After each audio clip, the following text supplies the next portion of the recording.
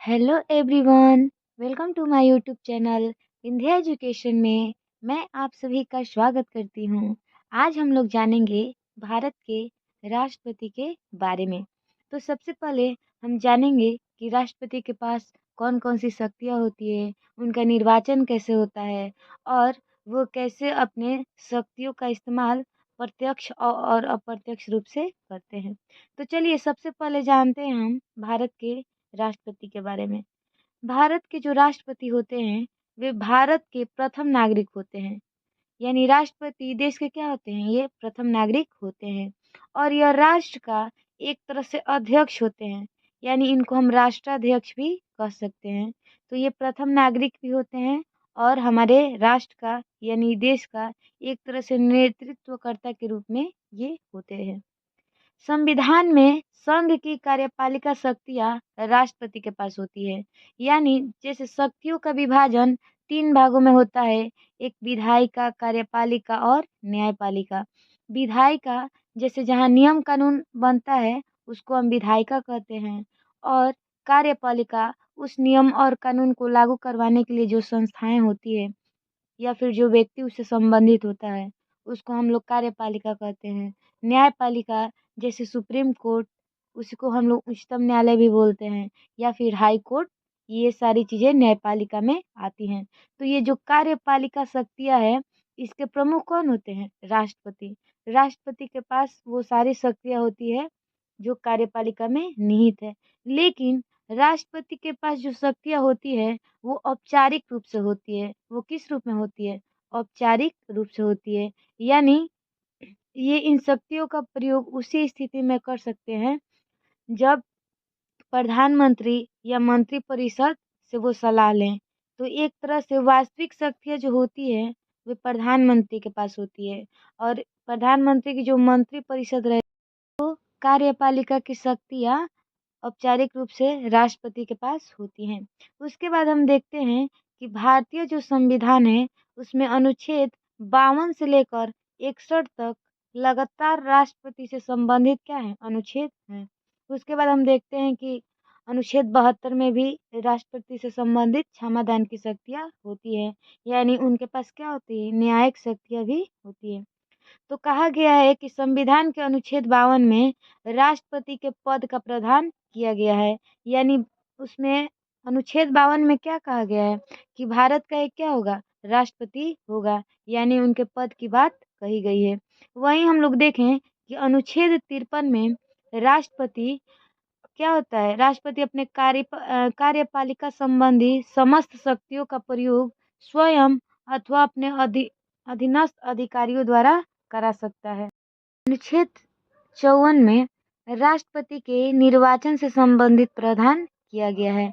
जैसा कि हम लोगों ने देखा कि अनुच्छेद 52 में राष्ट्रपति का पद से संबंधित अनुच्छेद दिए गए थे, वैसे ही अनुच्छेद 53 में राष्ट्रपति को कार्यपालिका का प्रधान बताते हुए राष्ट्रपति अपने कार्यपालिका शक्तियों का प्रयोग स्वयं और अपने अधीनस्थ अधिकारियों के माध्यम से कर सकते थे।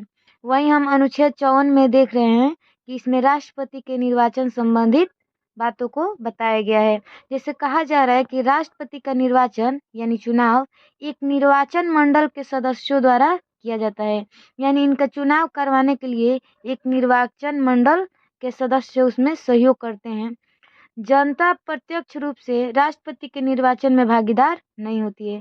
जैसे हम लोग देखते हैं कि लोकसभा का चुनाव होता है तो उसमें प्रधानमंत्री के लिए लोग आम जनता डायरेक्ट वोट करती है कि नहीं, प्रत्यक्ष रूप से। लेकिन जब राष्ट्रपति का चुनाव होता है तो इसमें जनता डायरेक्ट वोट नहीं करती है। इसमें जो जनता अपने प्रतिनिधि को चुनकर लोकसभा, राज्यसभा या फिर विधानसभा में भेजी रहती है, वही लोग क्या करते हैं, राष्ट्रपति का चुनाव करते हैं। यानी आम जनता जिस प्रतिनिधि को संसद में या फिर विधान मंडल में भेजा है वही व्यक्ति क्या करेगा, राष्ट्रपति को चुनेगा, निर्वाचित करेगा। ठीक है, तो वही कह रहा है कि राष्ट्रपति के निर्वाचन में लोग क्या है, डायरेक्ट भागीदार नहीं होते हैं, जनता प्रत्यक्ष रूप से भाग नहीं लेती है। क्योंकि जनता द्वारा जो कह रहा है कि जनता द्वारा निर्वाचन संबंधी कार्य अप्रत्यक्ष रूप से उनके द्वारा चुने गए प्रतिनिधियों के माध्यम से होता है। यानी जनता ने जिस व्यक्ति को चुनकर राज्यसभा, लोकसभा, विधानसभा में भेजा हो, वही व्यक्ति क्या करते हैं, निर्वाचित व्यक्ति राष्ट्रपति का चुनाव करते हैं। देखिए, राष्ट्रपति के निर्वाचक मंडल यानी राष्ट्रपति के चुनाव में कौन कौन लोग भाग लेते हैं और कौन कौन लोग भाग नहीं लेते हैं। जैसे देख लीजिए, एक होता है संसद, एक क्या होता है, संसद। और ये संसद जो होता है देश के लिए नियम कानून बनाता है। वैसे ही राज्य में होता है विधान मंडल। क्या होता है, विधान मंडल। तो इस संसद में दो सदन होते हैं, एक लोकसभा और राज्यसभा। वैसे ही राज्य में विधानमंडल में एक होता है विधानसभा और दूसरा होता है विधान परिषद।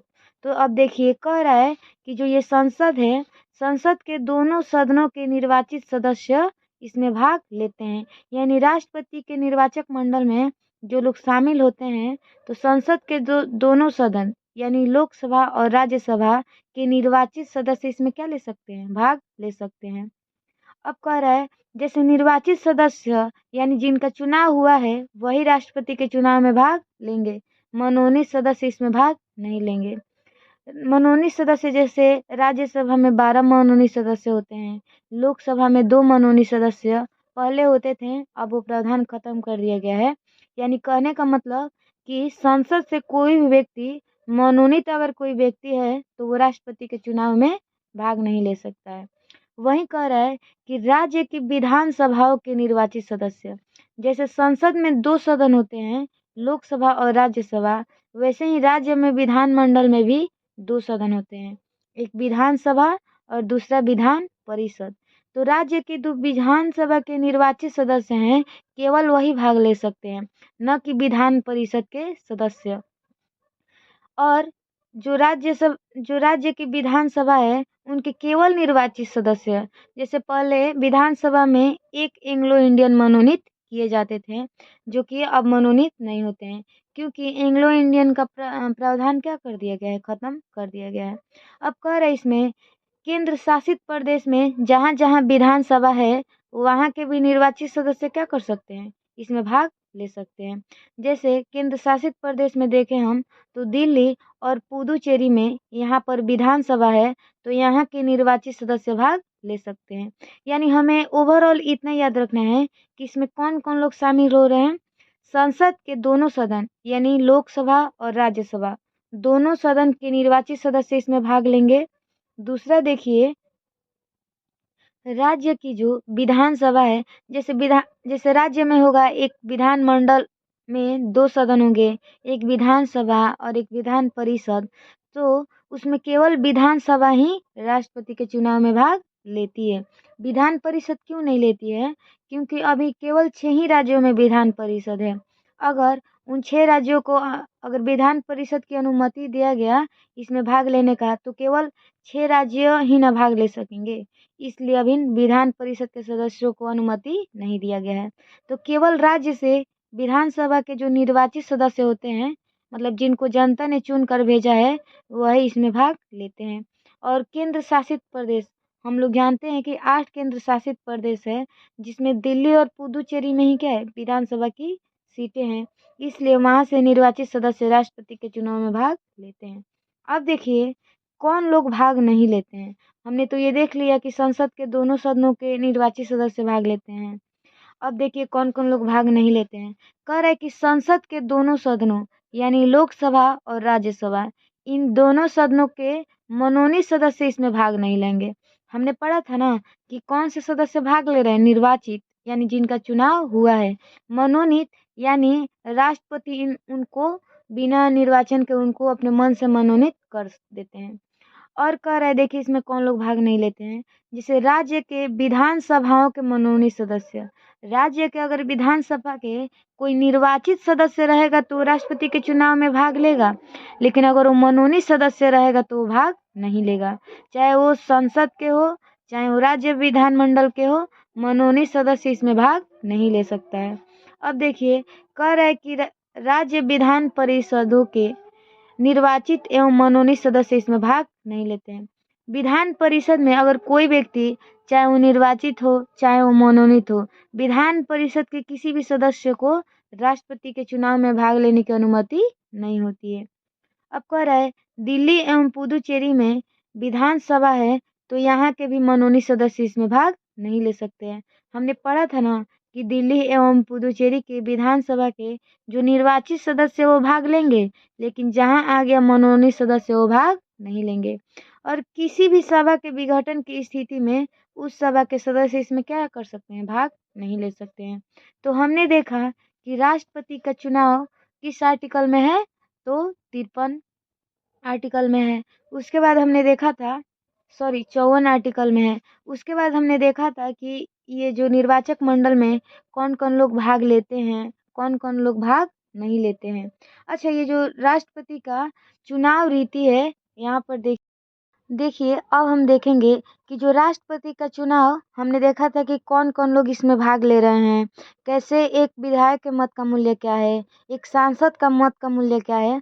जो राष्ट्रपति का चुनाव होता है वो एकल संक्रमणीय, राष्ट्रपति का चुनाव कैसा होता है, एकल संक्रमणीय मत, गुप्त मतदान और अनुपातिक प्रतिनिधित्व के माध्यम से होता है। जैसे मान लीजिए कि राष्ट्रपति के चुनाव में 4 लोग खड़े हो गए, तो अगर चारों लोग खड़े हुए हैं तो उसमें कोई भी व्यक्ति चारों लोगों को वोट देगा। जैसे नॉर्मली हम लोग देखते हैं कि एक ही व्यक्ति को वोट देना रहता है, चाहे कितना भी लोग खड़ा हुआ रहेगा चुनाव में। लेकिन इसमें क्या होता है, आपको चारों व्यक्ति को वोट देना है। जो आपको ज़्यादा व्यक्ति पसंद है कि हम इसको राष्ट्रपति के रूप में देखना चाहते हैं, तो आप उसको 1 नंबर पे रखेंगे। अगर आपको लगेगा कि नहीं, ये व्यक्ति से थोड़ा कम हमको कोई और पसंद है, तो आप उसको 2 नंबर पे रख सकते हैं। अगर वो को एकदम नापसंद हो तो आप उसको लास्ट नंबर पे रख सकते हैं। तो इसी में कह रहा है कि उसमें अनुपातिक प्रतिनिधित्व के माध्यम से चुनाव होता है। एकल संक्रमणीय इसको इसलिए कहा जा रहा है क्योंकि जो व्यक्ति हार जाता है ना, उसका मतलब जो व्यक्ति एक तरह से उस मत से हटा दिया जाता है, जो व्यक्ति हार जाता है उसके भी वोट को लेकर जीते हुए व्यक्ति को दे दिया जाता है। तो इसी को एकल संक्रमणीय कहा जा रहा है। और ये गुप्त मतदान होता है, इसमें पता नहीं चलता है कि कोई व्यक्ति किसको वोट कितने नंबर पर रख रहा है या फिर किसको वोट कर रहा है। तो इसीलिए कहा जा रहा है कि राष्ट्रपति का चुनाव किस किस प्रकार हो रहा है, अनुपातिक प्रतिनिधित्व, यानी सभी व्यक्ति जितना लोग चुनाव में खड़ा रहेगा सबको वोट देते हैं। एकल संक्रमणीय मत, यानी जो व्यक्ति हारता है उसको उसके वोट को लेकर जीते हुए व्यक्ति को दे दिया जाता है। और ये गुप्त मतदान द्वारा होता है। इसलिए राष्ट्रपति के चुनाव में निर्वाचित होने के लिए मतों का एक निश्चित भाग प्राप्त करना क्या होता है, प्राप्त करना जरूरी होता है, जिसे हम लोग कोटा कहते हैं। क्या कहते हैं, कोटा। अब देखिए कोटा क्या है, कह रहा है कुल वैध मत, यानी जितना आपको वोट मिला है और जितना लोग उसमें खड़े हुए हैं उस चुनाव में, उसमें प्लस 1 करके उसका कोटा निकाला जाता है। इतना राष्ट्रपति को कैसे भी प्राप्त करना है। अगर ये कोटा प्राप्त नहीं होगा तो कभी भी वो राष्ट्रपति के पद के लिए योग्य नहीं माने जाएंगे। वही कह रहा है कि अगर राष्ट्रपति के चुनाव संबंधी किसी भी प्रकार का विवाद हो तो उसे कहाँ निपटाया जाएगा, सर्वोच्च न्यायालय में, यानी उच्चतम न्यायालय में उसे निपटाया जाएगा। और एक बार सुप्रीम कोर्ट जो अपना निर्णय दे देगा वही अंतिम निर्णय माना जाएगा। तो इस प्रकार हमने देखा कि राष्ट्रपति के चुनाव में जैसे कौन कौन लोग भाग लेते हैं, कौन कौन लोग भाग नहीं लेते हैं। और हमने इसके पहले ये भी देखा था कि एक विधायक के मत का मूल्य कैसे निकाला गया, उस राज्य की कुल जनसंख्या से, और उस राज्य में कितना विधानसभा की सीटों की संख्या है उससे, उसमें 1000 से गुणा करके उनके मत का मूल्य निकाला जाता है। वैसे ही एक सांसद का मत का मूल्य निकालने के लिए सभी राज्यों के विधायकों के मतों का मूल्य, कुल मतों का मूल्य जोड़ा जाता है। और संसद के जो निर्वाचित सदस्यों की कुल जनसंख्या होती है, सदस्य संख्या, उनका मत जोड़ा जाता है। इस प्रकार राज्य से विधायक और देश से संसद के मूल्य का मत का मूल्य निकाला जाता है। और जो राष्ट्रपति को क्या प्राप्त करना रहता है, अपने उनको इतना कोटा प्राप्त करना रहता है कि उनको जितना वोट मिला है और जितना लोग खड़े हैं उसमें +1 करके उनको कोटा उतना प्राप्त करना रहता है। और राष्ट्रपति से संबंधित कोई भी विवाद होता है तो उसको कहाँ निपटाया जाता है, सुप्रीम कोर्ट में उसका निपटान किया जाता है। देखिए अनुच्छेद 56 में जैसे अनुच्छेद 55 में हमने क्या देखा, राष्ट्रपति का कोटा, वैसे ही अनुच्छेद 56 में दिया गया है राष्ट्रपति की पदावधि, यानी राष्ट्रपति का कार्यकाल, यानी राष्ट्रपति कितने समय तक अपने पद पर बने रहते हैं। देखिए यहाँ पे कह रहा है कि पद धारण करने की तिथि से राष्ट्रपति का कार्यकाल कितना वर्ष तक होता है, 5 वर्ष तक। मतलब ये 5 वर्ष तक इनका कार्यकाल होता है, लेकिन ये 5 वर्ष कंप्लीट करने के पहले भी क्या कर सकते हैं, त्याग पत्र दे सकते हैं। जैसे कह रहा है कि राष्ट्रपति अपनी पदावधि में किसी भी समय अपना त्याग पत्र उपराष्ट्रपति को दे सकते हैं। यानी कोई ऐसा कंडीशन आ गया कि उनको अपने पद से त्याग करना पड़े, तो 5 वर्ष के पहले भी क्या कर सकते हैं, अपने पद को त्याग कर सकते हैं, और वे अपना त्याग पत्र किसको देंगे, उपराष्ट्रपति को दे सकते हैं। कह रहा है कि राष्ट्रपति को उसके कार्यकाल पूरा होने से पूर्व महाभियोग की प्रक्रिया द्वारा ही पद से हटाया जा सकता है। यानी राष्ट्रपति मान लीजिए त्याग पत्र नहीं देता हो, अगर राष्ट्रपति को हटाना होगा तो हम कैसे हटा सकते हैं, महाभियोग। महाभियोग का वर्णन आर्टिकल 61 में दिया गया है। यानी ये कब लाया जाता है कि राष्ट्रपति अगर संवैधानिक चीज़ों का अगर वो क्या करे, उसका बहिष्कार करे, संविधान के द्वारा नियमों का पालन नहीं करे, तो इस स्थिति में क्या लाया जाता है, महाभियोग लाया जाता है। एक तरह से राष्ट्रपति द्वारा संविधान के बनाए गए नियमों की अवहेलना करने पर यह महाभियोग लाया जाता है। तो वही कह रहा है कि 5 वर्ष कंप्लीट होने से पहले राष्ट्रपति अपने मर्जी से त्याग पत्र भी दे सकते हैं, या फिर उन पर महाभियोग लगाया जाएगा तो उन्हें पद से हटाया जा सकता है।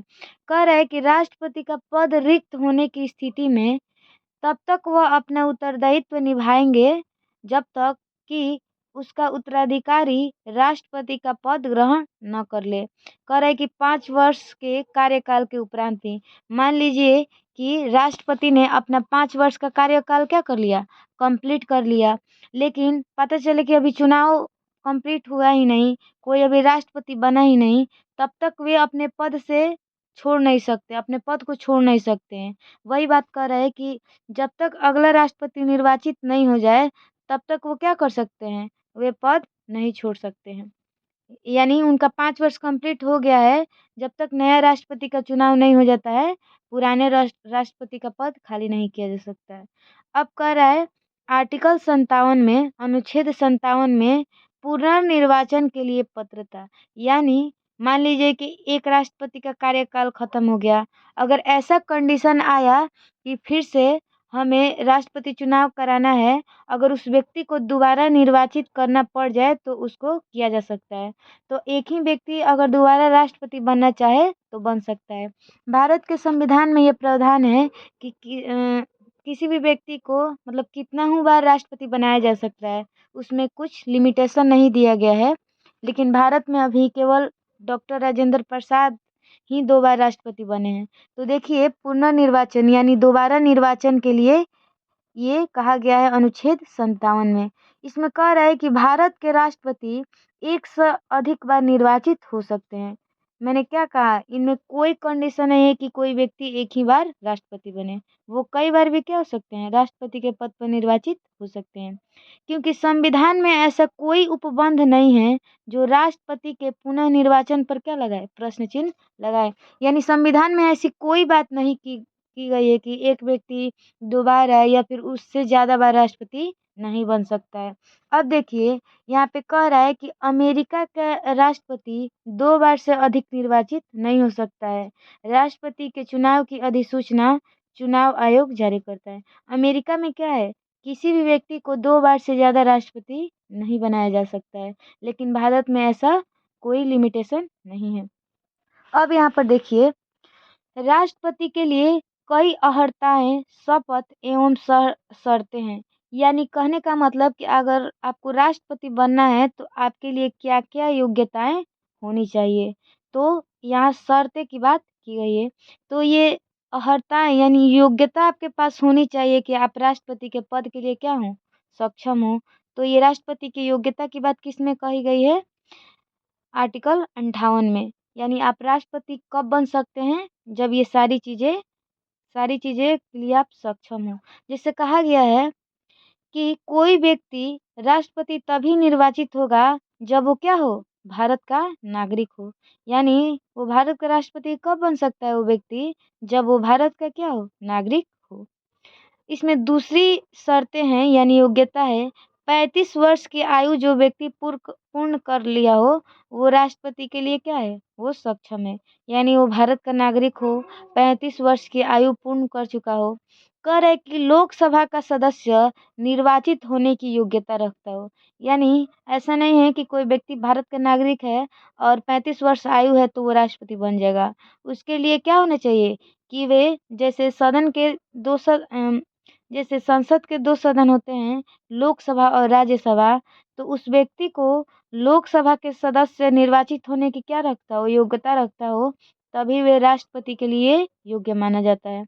कह रहा है कि संघ सरकार या राज्य सरकार या स्थानीय प्राधिकरण में या किसी सार्वजनिक प्राधिकरण में लाभ के पद पर न हो।